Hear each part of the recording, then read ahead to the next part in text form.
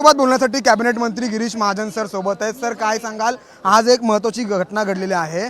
विरोधकांचं आंदोलन होतं पायऱ्यांवरती आणि जयंत पाटील 2 दिवसांपासून सभागृहात नाहीत, मात्र आज आले आणि विरोधकांच्या आंदोलनाकडे पाठ फिरवलेले आहे. गेले अनेक दिवस जयंत पाटील महायुतीमध्ये सहभागी होतील अशा चर्चा रंगलेल्या होत्या. काय वाटतं, नवा पाहुणा येईल महायुतीमध्ये, स्वागत असेल?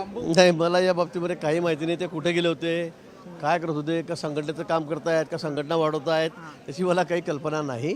पण आपण मला सांगतात की ते पाठ फिरवून गेलेत. आता ते मोठे नेते आहेत, त्यांना पायऱ्यावर बसणं आणि घोषणा देणं हे त्यांना काही फार त्याच्यामध्ये ते स्वारस्य नसेल असं मला वाटतं आणि म्हणून ते निघून गेले असतील. महायुतीमध्ये जर का ते आले तर स्वागत असेल त्यांचं? आता या बाबतीमध्ये आमचे पक्षश्रेष्ठी सांगतील, मी काही सांगू शकत नाही. अध्यक्ष आमचे सांगतील किंवा स्वारस्य नसेल असं मला वाटतं आणि म्हणून ते निघून गेले असतील. पण आपण मला सांगतात की ते पाठ फिरवून गेलेत. आता ते मोठे नेते आहेत, त्यांना पायऱ्यावर बसणं आणि घोषणा देणं हे त्यांना काही फार त्याच्यामध्ये ते स्वारस्य नसेल असं मला वाटतं आणि म्हणून ते निघून गेले असतील. महायुतीमध्ये जर का ते आले तर स्वागत असेल त्यांचं?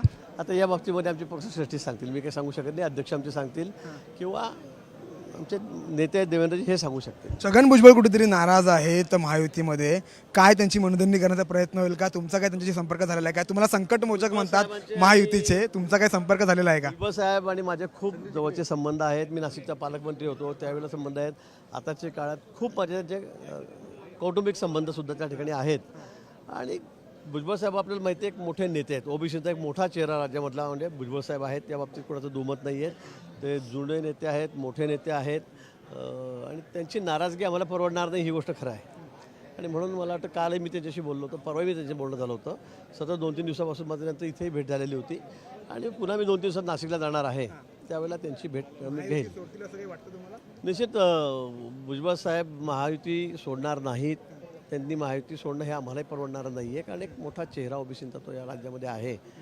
हे सर्वांना कबूलच करावं लागेल आणि म्हणून त्यासाठी आम्ही प्रयत्न करू की ते आम्हाला सोडून जाणार नाहीत आणि मला खात्री आहे भुजबळ साहेब कुठेही जाणार नाहीत. बरं, शेवटचा एक महत्त्वाचा प्रश्न, खाती वाटप कधीपर्यंत होईल?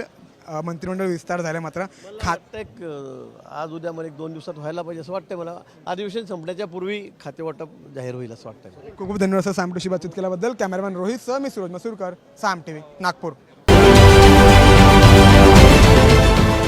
देश विदेशातील प्रत्येक घडामोडींचे लाईव्ह अपडेट मिळवण्यासाठी आता साम टीव्हीच्या सर्व सोशल मीडिया प्लॅटफॉर्मला लाईक, फॉलो आणि सबस्क्राईब करा.